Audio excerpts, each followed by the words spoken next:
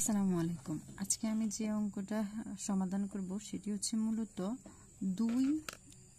দুই বাজারের, অর্থাৎ দুই বাজারের চাহিদা এবং যোগান অপেক্ষক দেওয়া থাকে। এই দুই বাজারের চাহিদা এবং যোগান অপেক্ষক থেকে কিভাবে ভারসাম্য দাম ও পরিমাণ বের করা লাগে। আমি আমার আগে একটা ভিডিওতে দেখিয়েছি যে কিভাবে শুধুমাত্র একটা বাজার ভারসাম্য দেওয়া থাকে, সেখানে শুধু একটা কিউডি অথবা কিউএস দেওয়া থাকে, কিউএস দেওয়া থাকে। ওই একটা বাজার চাহিদা এবং যোগান অপেক্ষক থেকে আমরা ভারসাম্য দাম ও পরিমাণ বের করি। কিন্তু যখন দেখা গেছে দুইটা বাজারে ভারসাম্য যোগান অপেক্ষক দেওয়া থাকে, তখন চাহিদা এবং যোগান অপেক্ষক দেওয়া থাকে, তবে এ থেকে আমরা কিভাবে ভারসাম্য দাম ও পরিমাণ বের করব সেটি আজকে দেখানো হবে। এর জন্য আমাদেরকে দেখতে হবে দেওয়া আছে যে কি দেওয়া আছে। আমাদের প্রথমে একটা চাহিদা সমীকরণ দেওয়া আছে, যোগান সমীকরণ দেওয়া আছে। মূলত দুইটা চাহিদা এবং যোগান সমীকরণে আমরা খাতায় উঠিয়ে নেব। তারপরে আমরা লিখব, আমরা জানি ভারসাম্য শর্তানুযায়ী, ভারসাম্য শর্তানুযায়ী সাধারণত চাহিদা অপেক্ষক এবং যোগান অপেক্ষক সমান থাকে। তো আমরা লিখব প্রথম বাজারের শর্ত অনুযায়ী, প্রথম বাজার কোনটা আমাদের, এটা হচ্ছে প্রথম বাজার। তো প্রথম বাজারের শর্ত অনুযায়ী আমরা লিখতে পারি QD1 সমান সমান QS1। তো আমরা মানটা বসাই দিয়ে আগে 18 - 3P1 প্লাস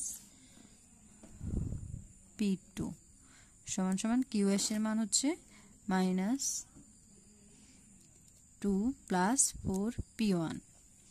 তো এটা যদি আমরা সমাধানে যাই, তো প্রথমে আমরা এক জাতীয় সংখ্যাগুলো নিয়ে নিব একদিকে। এখানে আমরা লিখি 3P1 প্লাস P2, এদিকে 4P এই সাইডে নিয়ে আসলে হবে -4P1, আর -2 এটা এইদিকে আসলে হবে -18।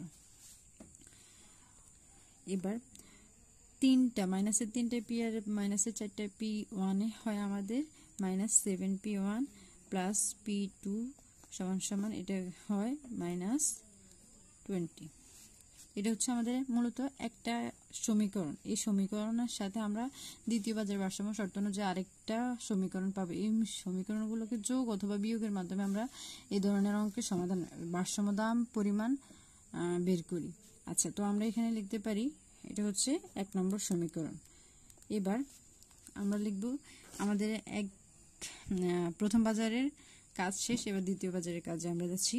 তো লিখব দ্বিতীয় বাজারের ভারসাম্য শর্ত অনুযায়ী, দ্বিতীয় বাজার ভারসাম্য শর্তানুযায়ী ওই একই চাহিদা অপেক্ষক সমান সমান যোগান অপেক্ষক, এখানে 2 হবে QS2।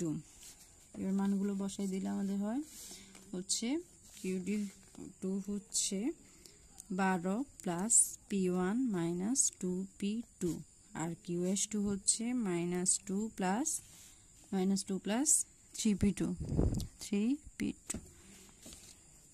আগের মতোই এক জাতীয় রাশিগুলো একদিকে নিয়ে আসবো। P1 মাইনাস 2P2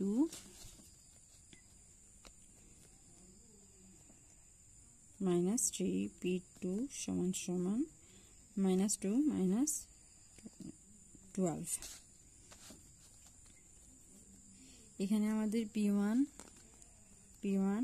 মাইনাসে, এটা হচ্ছে -2P, আর এটা P2 আর 3 হলে আমাদের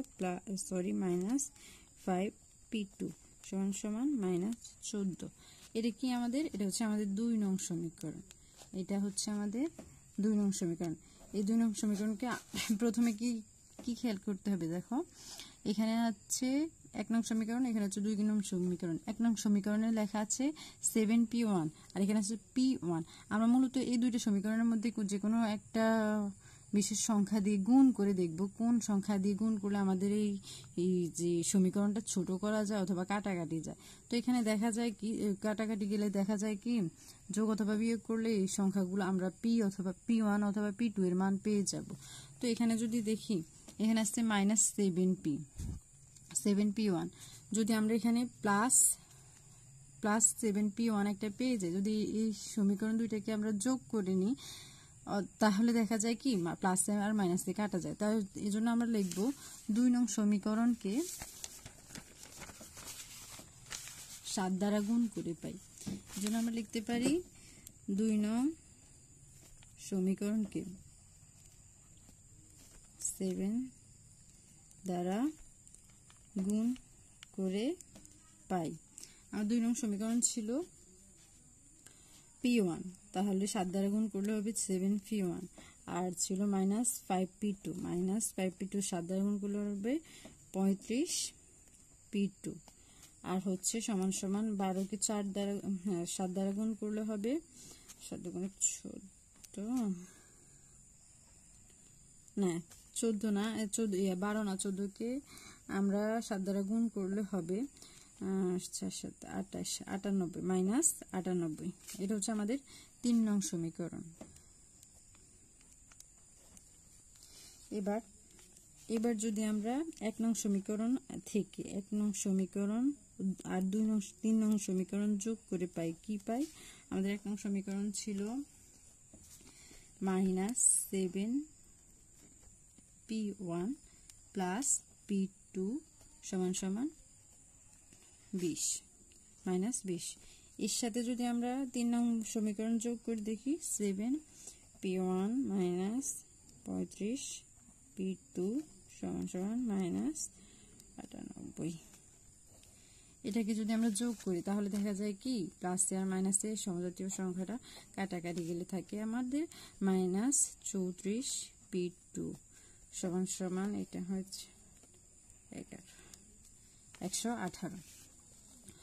তো এটা হচ্ছে আমাদেরকে এই যে এখানে উভয় সংখ্যা ওই যে উভয় দিক থেকে আমরা মাইনাসটা উঠাই নিই, তাহলে আমাদের হবে P2 সমান সমান 8।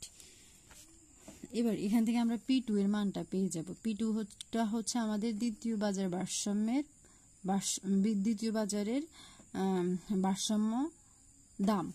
আচ্ছা, তো P2 রেখে দিলে আমাদের 34 নিচে এটা ভাগ করলে হয় আমাদের P2 এর মান বাড়ায় 3.47।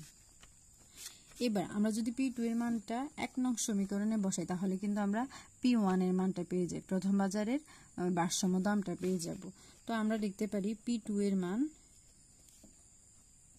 1 নং সমীকরণে বসাই।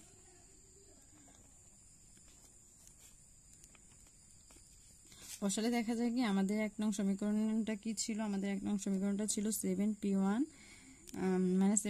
প্লাস P2 সমান সমান -20।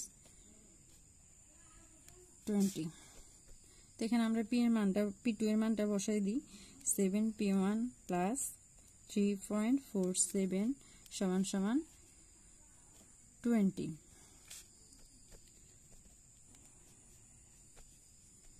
বা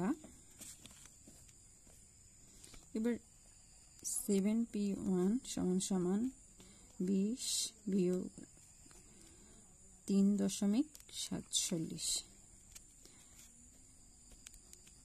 P1 সমান সমান এটা যে আমাদের হয় 23.47। এবার আগের মতো 7P1 সমান সমান 23. উভয় দিক থেকে আমরা মাইনাস উঠে নিচ্ছি 47। এবার যদি P1টা থেকে যায় তাহলে 7 চলে যাবে নিচে আর 23.47। এটাকে কাটাকাটি করলে আমাদের ভাগ করলে কত দাঁড়ায়?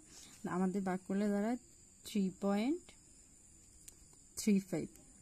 তো আমরা প্রথম বাজারের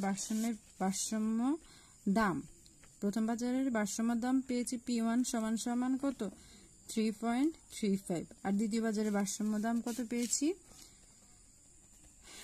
দ্বিতীয় বাজারের ভারসাম্য পেয়েছি 3.47। আর আমাদের কি বাকি আছে? ভারসাম্য পরিমাণটা। ভারসাম্য পরিমাণটা বের করতে হলে P1 এবং P2 এর মানটা আমরা যদি QD1 এবং QD2 সমীকরণে বসাই দিই তাহলে আমাদের ভারসাম্য দাম না এবং পরিমাণটা বের হয়ে যাবে। যেমন তো আমরা লিখতে পারি P1 ও P2 এর মান QD1 ও QD2 সমীকরণে বসালে পাই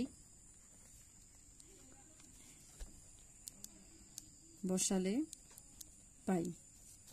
আমাদের কিউডি ওয়ান সমীকরণ কি ছিল? আমাদের কিউডি ওয়ান সমীকরণ ছিল 18 মাইনাস 3p1 প্লাস p2। তো আমরা যদি এখানে 18 লিখলাম মাইনাস 3p1 এর মান কত পাইছি আমরা? p1 এর মান পাইছি 3.35 প্লাস p2 এর মান পেয়েছি আমরা 3.47। এটা ক্যালকুলেট করলে, হিসেব করলে আমাদের অ্যান্সার দ্বারা 11.42। এটা হচ্ছে আমাদের প্রথম বাজার ভারসাম্য, এখানে 1 হবে। এটা হচ্ছে আমাদের প্রথম বাজার ভারসাম্যের বাজারের ভারসাম্য পরিমাণ। আবার কিউডির মান হচ্ছে, কিউডি সমীকরণটা ছিল, অপেক্ষকটা ছিল 12 plus p1 minus 2p2। Same আমরা মানগুলো বসাই দিব। প্লাস p1 এর মান ছিল আমাদের 3.35 প্লাস p2 এর মান ছিল আমাদের 2 × 3.47।